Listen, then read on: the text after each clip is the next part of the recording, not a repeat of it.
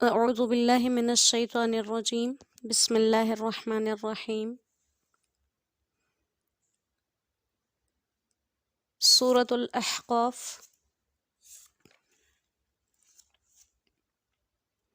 پارہ نمبر 26، رکوع نمبر 2، آیت مبارکہ نمبر 11۔ آج کا سبق ہے وَقَالَ الَّذِينَ كَفَرُوا لِلَّذِينَ آمَنُوا، اور کہنے لگے یہ کافر ایمان والوں سے، لَوْ كَانَ خَيْرًا، اگر یہ دین بہتر ہوتا، مَا سَبَقُونَا، تو یہ سبقت نہ لے جاتے ہم پر، الیہ، اس دین کی طرف، یہ ہم سے پہلے اس دین کو قبول نہ کرتے۔ وَإِذْ لَمْ يَهْتَدُوا بِهِ، اور جب ہدایت نصیب نہ ہوئی، بِهِ، اس قرآن کے ذریعے ان کو، فَسَيَقُولُونَ، تو یہ اب کہیں گے، هَذَا إِفْكٌ قَدِيمٌ، یہ جھوٹ ہے بہت پرانا۔ وَمِن قَبْلِهِ، اور اس سے پہلے، کتاب موسیٰ، موسیٰ علیہ السلام کی کتاب تھی، اماماً، راستہ دکھانے والی، رہنما، ورحمتاً، اور رحمت کا باعث تھی، وَهَذَا کتاب، اور یہ کتاب ہے، مصدق، جو تصدیق کرتی ہے، لساناً عربیًا، عربی زبان میں، لِيُنذِرَ الَّذِينَ، تاکہ ڈر سنائے، ظلموا، گنہگاروں کو، وبشریٰ، اور خوشخبری ہے، للمحسنین، نیکی کرنے والوں کے لیے۔ صدق اللہ العظیم۔ سورہ احقاف میں جیسے توحید اور قیامت کا تذکرہ چل رہا تھا، اسی کے درمیان آپ صلی اللہ علیہ وسلم کی نبوت اور رسالت کا تذکرہ آیا، کیونکہ آپ صلی اللہ علیہ وسلم کو نبی مانے بغیر اور آپ کے لائے ہوئے اس دین کو شریعت مانے بغیر کوئی بھی شخص اپنے آپ کو مومن نہیں کہہ سکتا۔ آپ صلی اللہ علیہ وسلم نے ان لوگوں کے اعتراض کرنے کے جواب میں اللہ سبحانہ و تعالیٰ کے فضل سے یہ بات کہی کہ ما کنت بدعا من الرسل، میں کوئی نیا رسول نہیں ہوں، کہ آج سے پہلے کوئی رسول ہی نہیں آیا اور مجھ سے ابتدا ہوئی اور تم لوگ اتنے حیران ہو گئے کہ میری باتوں کا انکار کرنے لگے اور قرآن کو من گھڑت کہنے لگے۔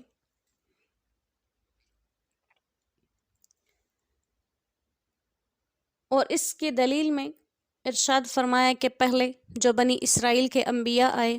ان کی جو کتابیں آئیں،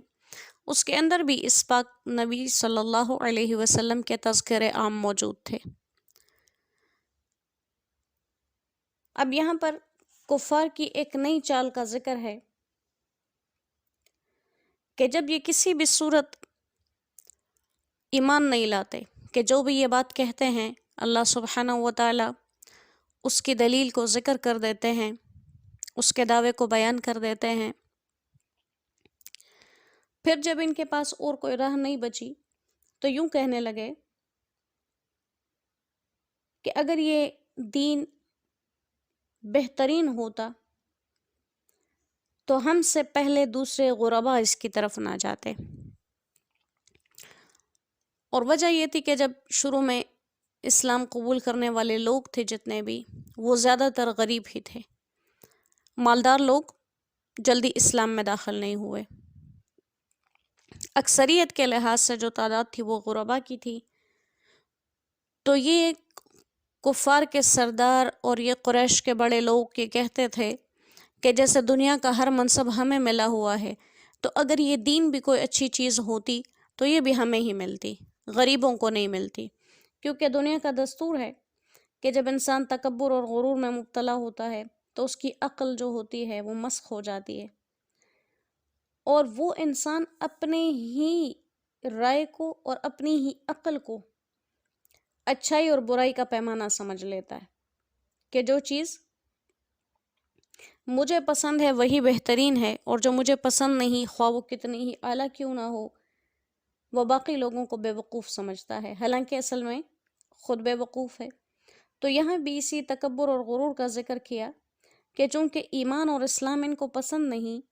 تو جو لوگ بھی ایمان کو قبول کرتے اور وہ ایمان کے لیے اپنی جان دیتے، اسلام کے لیے اپنی جان دیتے، تو یہ کہتے تھے کہ اگر یہ کوئی پسندیدہ چیز ہوتی تو جیسے دنیا کی پسندیدہ چیزیں سب ہمارے پاس ہیں، یہ دین بھی ہمارے پاس ہوتا۔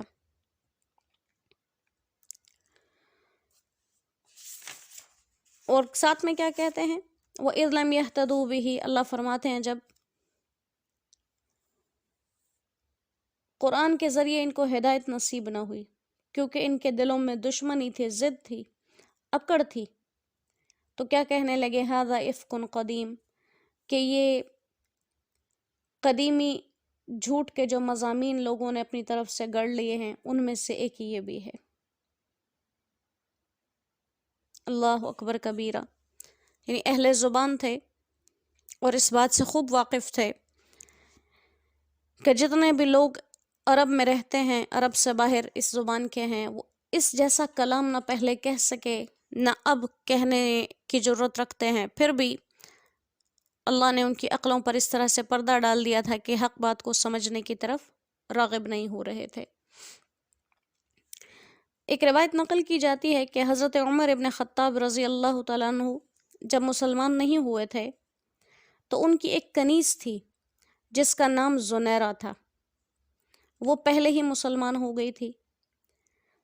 اور یہ ان کو اسلام کی وجہ سے مارتے پیٹتے تھے کہ کسی طرح سے باز آ جائے۔ تو اس عورت کو دیکھ کر یہ قریش کے کافر بڑے سردار کہا کرتے تھے کہ اگر اسلام کوئی اچھی چیز ہوتی تو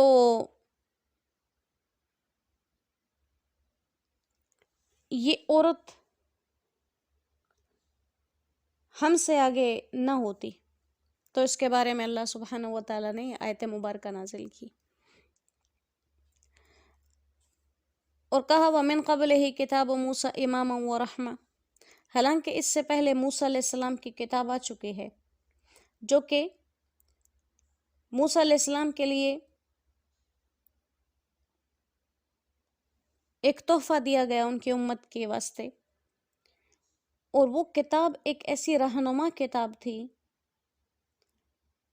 کہ جس میں بہت سی پیشن گوئیاں کی گئیں، جن میں سے آپ صلی اللہ علیہ وسلم کے متعلق کی پیشن گوئی بھی شامل ہے، اور کہا کہ یہ اسی طرح کی ایک کتاب ہے، وَهَذَا کتاب، اور یہ کتاب یعنی قرآن پاک بھی ایسی ہی ایک کتاب ہے جو تورات کی گئی پیشن گوئیوں کو مصدقن، سچا بتاتی ہے، اور